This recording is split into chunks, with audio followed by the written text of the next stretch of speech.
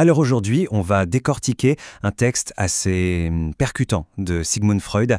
Il s'agit de L'avenir d'une illusion, publié en 1927. Et c'est une plongée vraiment fascinante dans ce qui nous lie en tant que civilisation, dans nos croyances et au fond, dans nos besoins psychologiques les plus profonds.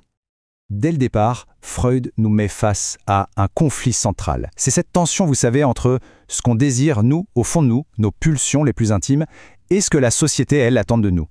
C'est vraiment ce dilemme qui va être le fil rouge de toute son analyse. Alors, pour commencer, regardons d'un peu plus près ce que Freud appelle justement le prix de la civilisation. C'est quoi au juste? Pour Freud, c'est assez clair. La civilisation, c'est une sorte de médaille à deux faces. D'un côté, il y a le côté pile, la protection. Elle nous protège du chaos, de la nature, elle nous apporte la sécurité, un certain ordre. Mais de l'autre côté, il y a le côté face, l'oppression. Pour pouvoir vivre ensemble, on est obligé de mettre de côté nos pulsions, de renoncer à nos instincts. Et ce sacrifice permanent, ce renoncement constant, ça crée quelque chose en nous. Freud appelle ça la privation. C'est ce sentiment, au fond, d'être un peu floué, de ne pas pouvoir vivre ses pulsions.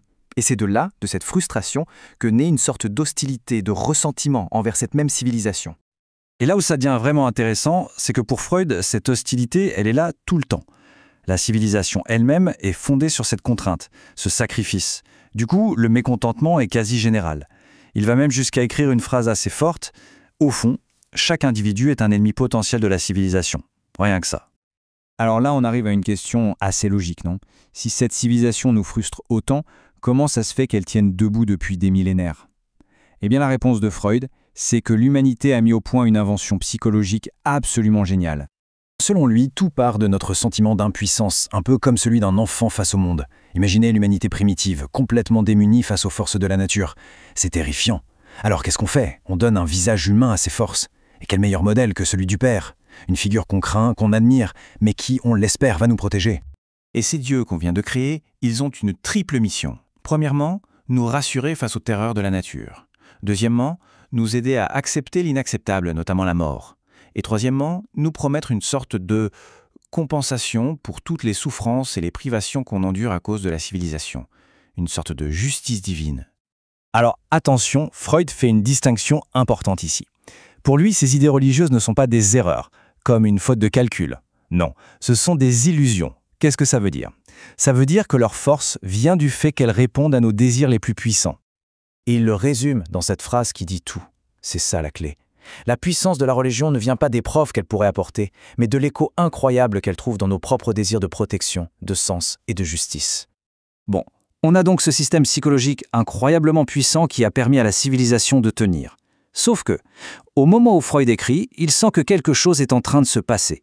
Cette grande illusion, elle commence à se fissurer sérieusement.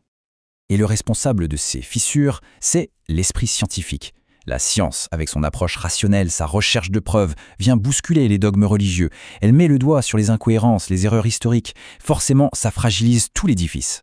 Quand on compare les deux approches, la différence est énorme. D'un côté, on a la science. Elle se base sur l'observation, la raison, et surtout, elle accepte d'être remise en question.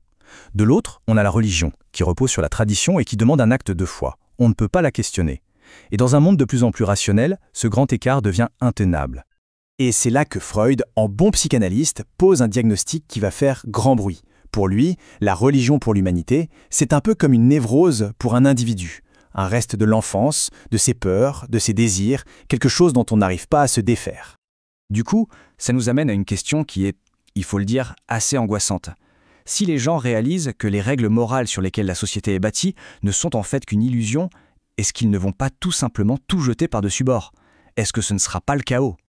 Face à ce risque immense, Freud ne se contente pas de poser le diagnostic. Il propose une sortie, une voie à suivre. Attention, c'est une voie exigeante, voire radicale pour l'avenir de notre civilisation. Pour le dire simplement, sa proposition, c'est que l'humanité doit enfin devenir adulte. Il faut quitter le cocon, le foyer paternel rassurant de la religion. Il est temps de faire face au monde tel qu'il est et de s'engager dans ce qu'il nomme une éducation pour le réel. Mais alors, concrètement, ça veut dire quoi? Premièrement, il faut admettre que nos lois, c'est nous qui les avons faites, pour nous.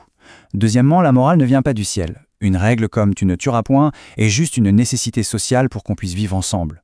Et enfin, ça veut dire qu'on doit concentrer toute notre énergie à améliorer la vie ici, maintenant, au lieu d'attendre un paradis. Freud n'est pas naïf, il sait très bien que la raison, ça ne pèse pas lourd face aux passions humaines. Et pourtant, il garde une lueur d'espoir. Il pense que, même si c'est long et difficile, la voix discrète de la raison finira un jour par se faire entendre.